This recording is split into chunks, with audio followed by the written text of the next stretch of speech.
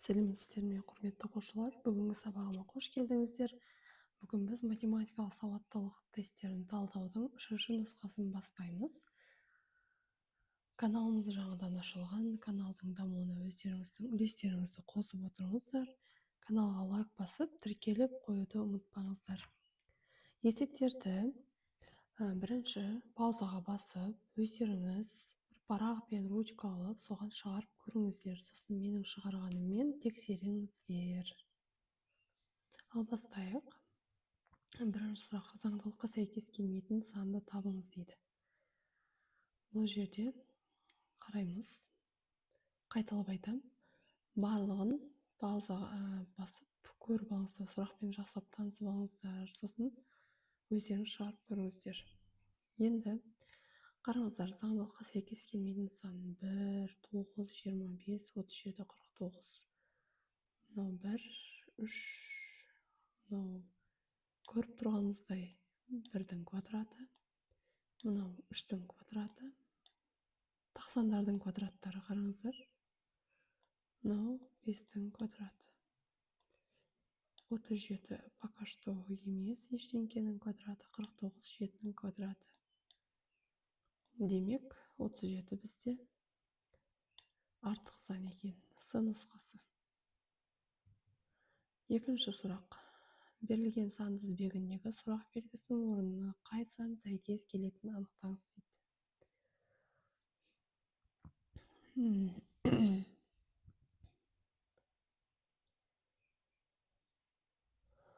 Мынау 6 көбейген 12 болады. 6 көбейген 4-іміз 24-ті береді.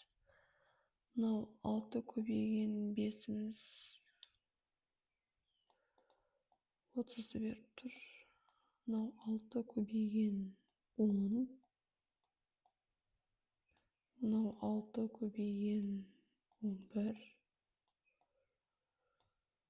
Мынау 138. 6 көбейген 23-ті беріп тұр.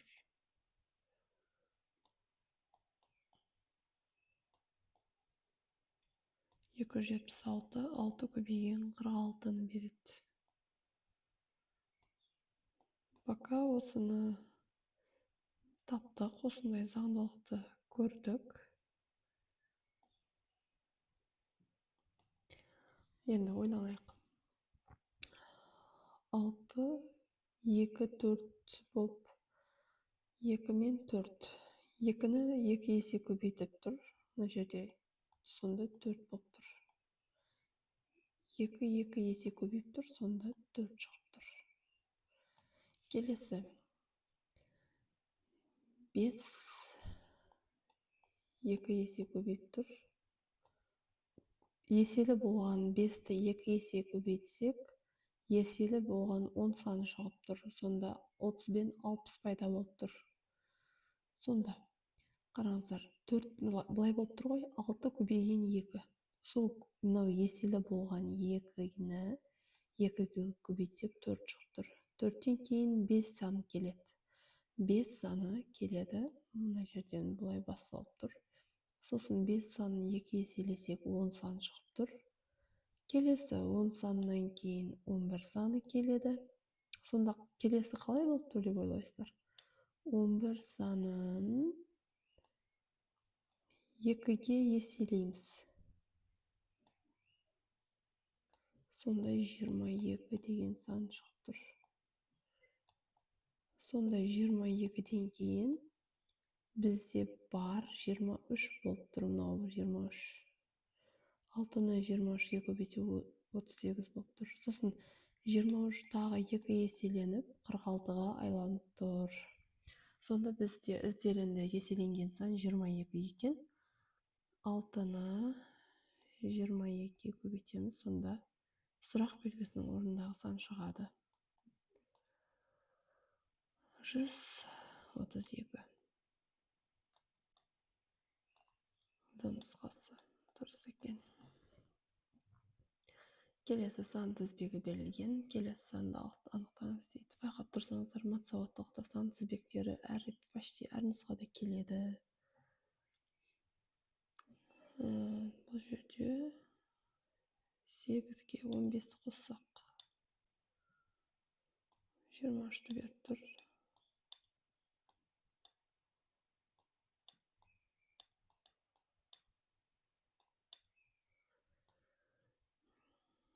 Сосын 23-ге қаншаны қоссақ 48-ті беріп тұр. 25-ті, иә. Сонда 48. 48-ге қаншаны қоссақ 83-ті береді.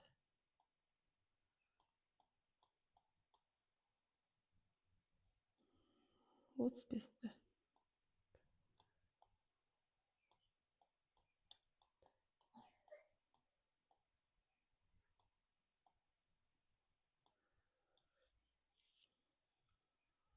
Сексен үшке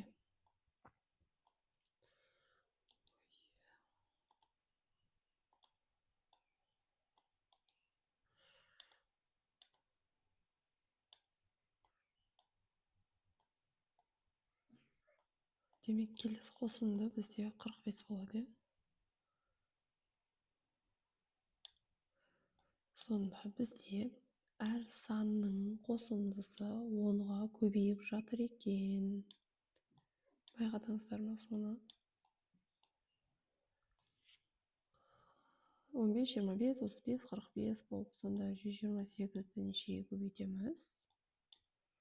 Қосамыз дегенім. 28-ге нешені қосамыз? 45-тен кейінгі 55-ті.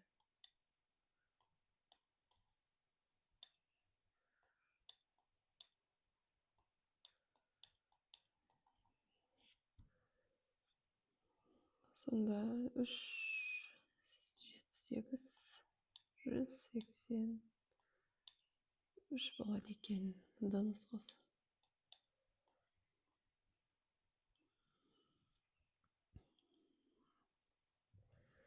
Келесі. Сандар белгілі бір заңдылықпен орналасқан. X пен Y-тің мәндерін анықтап, X плюс Y өрнегінің мәнін табыңыз. Бұлай 3, 1, 4 деген сан 3, 1, 4. 3-тен 1-ді алсақ 2, оған 4-ті қоссақ 6. Сонда 3-тен 1-ді алсақ оған 4-ті қоссақ 6 шығып тұр. Демек 23 ал 9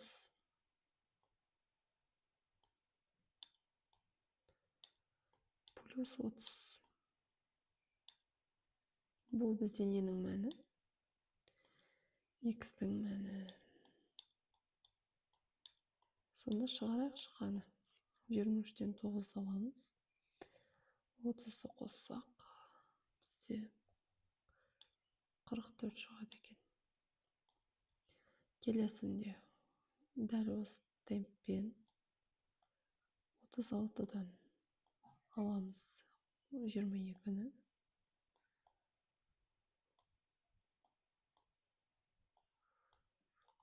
Плюс 43.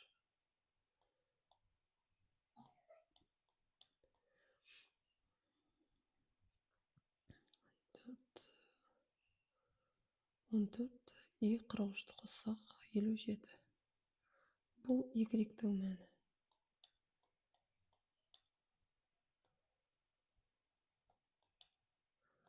Демек X плюс Y өрнегінің мәні екеуін қоссақ 44 плюс 57. Бізде X плюс Y-ті сұрап тұр.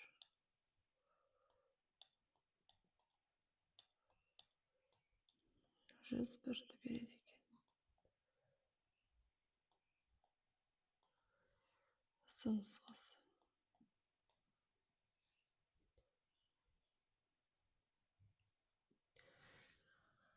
Бұл да заңдылық екен. 5-ші сұрақ. Паузаға басып ойланып көріңіздер.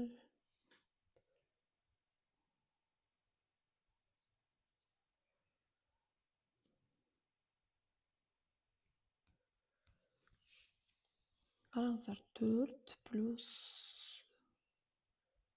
жоқ былай екен. 17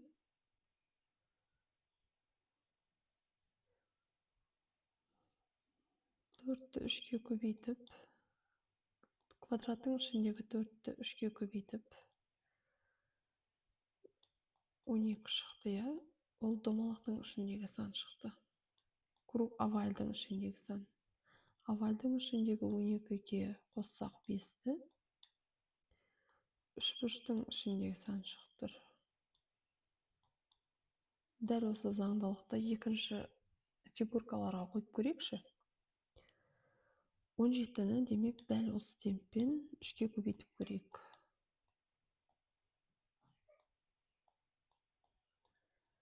51 шығып тұр ғой, овальдағы сан. Енді 51-ге 5-ті қоссақ 3 бұрыштағы сан шыға ма деп тұрсақ шығады екен. 56. Демек, x көбейген 3, я, бізде белгісіз x-ті 3-ке көбейтсек,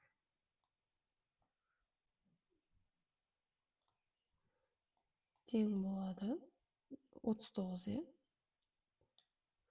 X табу үшін не істейміз? 39-ды 3-ке бөлеміз. Болды, сонда 13 болды. 39-ды 3-ке бөлсек, қараңыздар, 13-ке 39-ға 5-ті қоссақ 44 болып тұр ғой. Демек 13 екен бізде С жауап.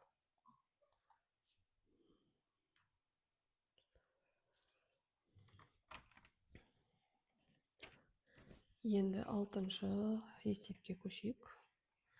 2000 суретте бізде сурет берілген.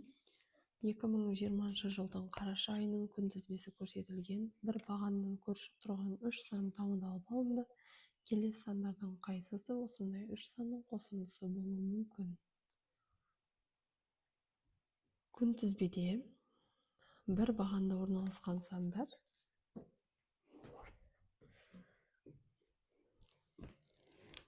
есепті жақсылап оқып ойланып көріңіздер.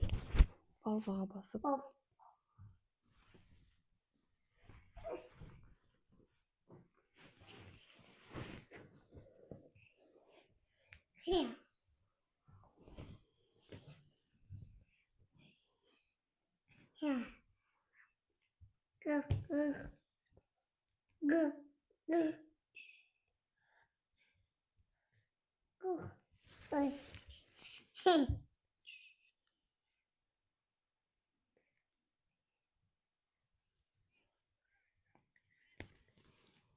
Енді қараңыз.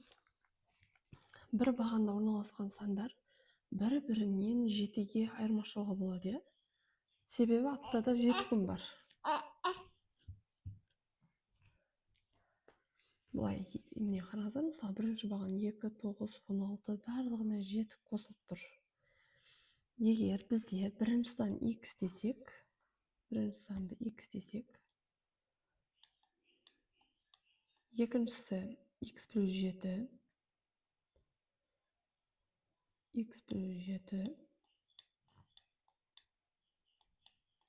келесі x плюс 14. Сонда 7 көбейіп қосылып тұр да. Келесі бізде үшеуінің, қараңыздар, 3 санның қосындысын сұрап тұр да, сол үшін қазір үшеуін қосып көрейік. Сонда x 3x-іміз бар. X-ке мына үшеуін қоссақ 3x болады. 7-ге 14-ті қоссақ 21 болады. Плюс 21. 3x плюс 21 шықты. Енді бұны қосындыны былай жазайықшы, қараңыздар. 3-ті жақшаның сыртына шығара салайық. X плюс 7 болып тұр, қараңыздар. Демек, біздің ізделінді қосынды, мына варианттардағы сан 3-ке еселі болу қажет. Оқушылар, демек, нұсқалардан тексере саламыз. 21 деген тексерейік. 21 деген тексереміз. Сонда қараймыз. 3x плюс 21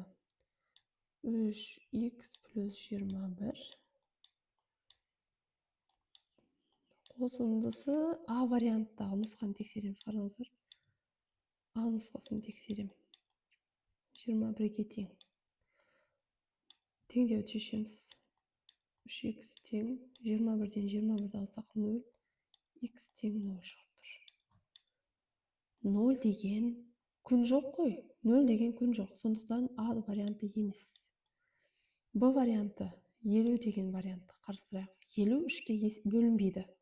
Болды, алмаймыз. 37 деген қарайық. 37 3-ке бөліне ме? Бөлінбейді. Болды, алмаймыз. Келесі 39-ды алып көрейік. Бір сол ғана қалып тұр. Тексеріп көрейік енді. 3x плюс 21 тең 39. 3x тең 39-дан 21-ді аламыз. 18 болса, x тең 6-ға. 18-ді 3-ке бөлеміз. Сонда 6 шығады балдар. Демек, бізде 6, 6-ға 7, 13, 13-ке 7, 20, сосын 27, мынау ноябрь айы. Яғни, бұл сандар қараша айының күнтізбесінде бір бағанда бар. Қараңыздар, міне 6, 13, 20, 27 деген осы көрші сандар алынған екен да. Көрдіңіздер ме? Егер түсінбей жатсаңыздар, видеоны артқа қайтарып көріп, тағы бір рет түсініп алыңыздар. Сұрақтарыңыз болса, комментарийге қалдырыңыздар. Келесі. 23 оқушының 14-ті химия сабағына дайындалмай келген. Бірақ мұғалім оқушылардың қайсысы дайындалмай келгенін білмейді. Мұғалім сабаққа дайындалмай келген оқушыны тақтаға шығарғанына нақты сенімді болу үшін кем дегенде неше оқушыны тақтаға шығару қажет, иә? Демек, барлығы 23 оқушы, оның дайын емесі 14. Барлығы 23 оқушы. Оның дайындалмай келгені дайындықсыз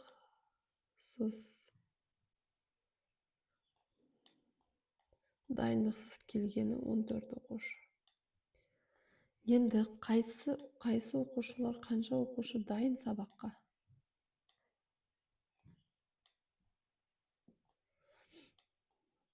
Жиырма үштен 14-ті аламыз. Сонда 9 оқушы бізде сабаққа дайын отыр екен.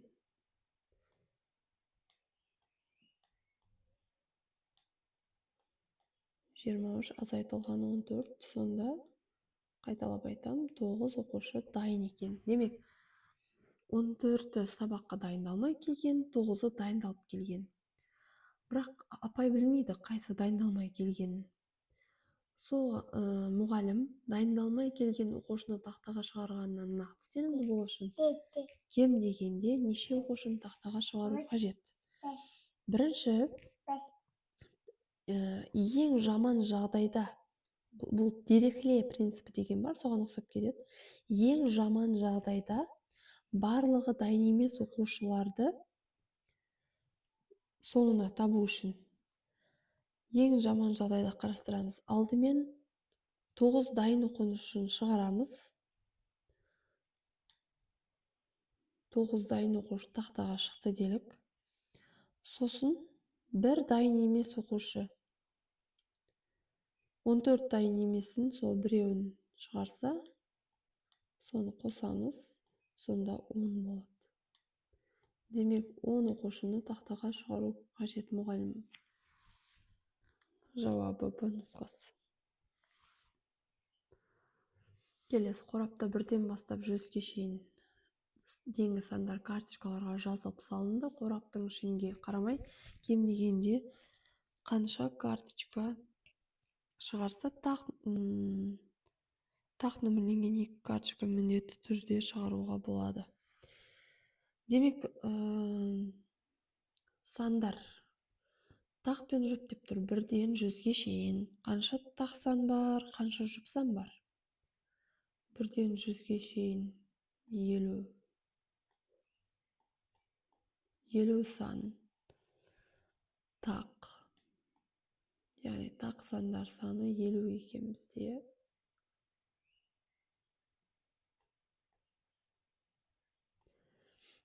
50 сан жұп.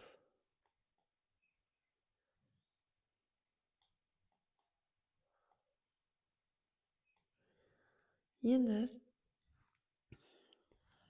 екі тақ сан шығу үшін ең жаман жағдай алдымен 50 жұпты алып қоямыз. Сосын екі тақ алу керек. Сонда ең көп жұп бізде 50. Қосамыз. Керек бізге тақ нөмірленген 2 карточка. Сонда 52 болады. Жауап.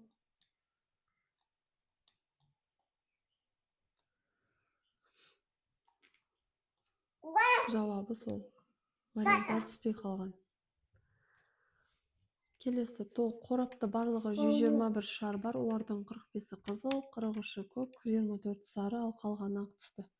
Ақ түсті бір шар шығарғанынан нақты сенімді болу үшін қораптан қарамай ең аз дегенде қанша шар алынатынын анықтаңыз дейді.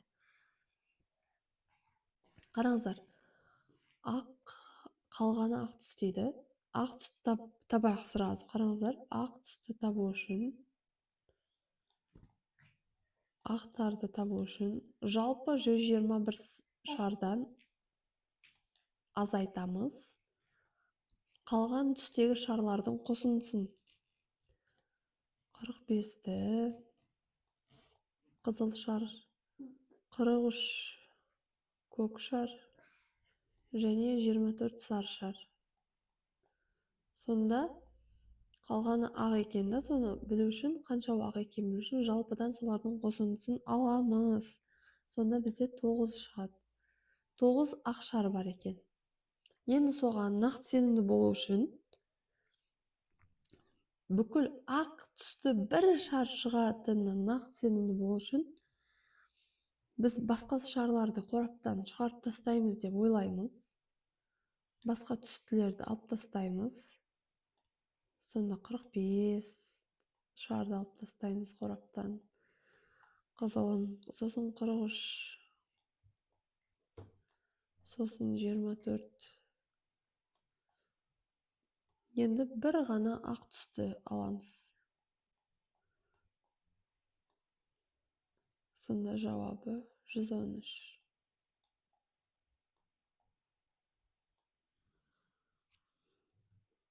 Келесі. Қара жара жоба қора қожа. Сөздеріндегі әріптер белгілі бір цифрлармен белгіленген жоба сөзінің сандық белгісін табыңыз дейді. Ойлақшы, мына жерде 3 сөз қыдан басталып тұр. 1-2 сөз жыдан. Қараңыздар, қ әрпі үшеуі басталып тұр. Мына жерде варианттарға қарайықшы. 5, 5, 5. Демек, қ әрпіне 5 сан сәйкес келіп тұр. Келесі. Демек, ж әрпіне қай сан сәйкес келіп тұр? 4 келіп тұр. Мына жерде. Түсіндіңіздер ма? Қ әрпінен басталатын сөз үшеу, ж әрпінен екеу екен. Мына жерде үшеу басталып тұрған, 5-тен басталып тұрғандықтан қ әрпін 5 деп алдық. Енді бұл 4 нұсқа болғандықтан ж-ны 4 деп аламыз енді. Мына жерде 4 ақ нұсқа екен. Егер 5 нұсқа болғанда тағы біреуін 4-тен бастайтын еді. Ж әрпіне 4. Енді келесі. Бұлай о. Мына жер а. Басындағылар екеу а әрпінен екінші әрпі а екен. Мынаның қалған 3 сөздің екінші әрпі о әрпі екен. Демек, қараңыздар, қай әріпті оды көп көріп тұрмыз. Қай цифры екіншілері 3 цифры бірдей болып тұрған бір цифры, я? Екінші цифрасы үшеуі де бірдей болып тұрған бір цифрасы. Бір цифрасына демек о әрпі келіп тұр. Демек, А әрпіне мынау кеп тұр, 3 деген цифра.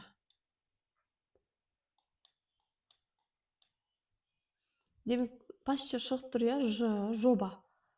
4, уже 4-тен бастай берсек те болады екен, А вариант деп ше.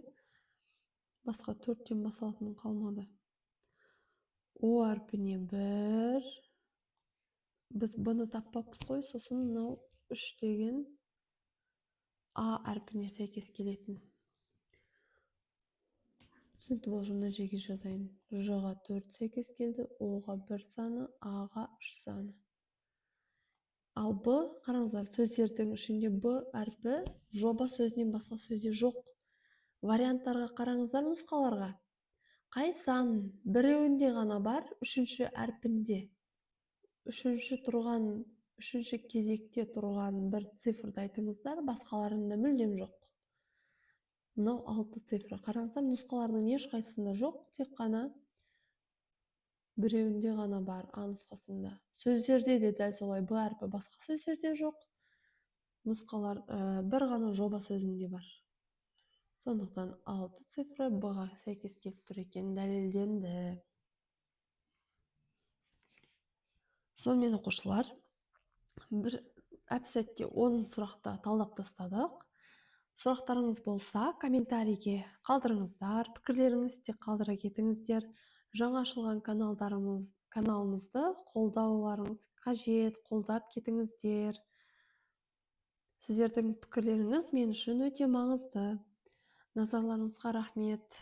Рахмет назар қойып тыңдағандарыңызға.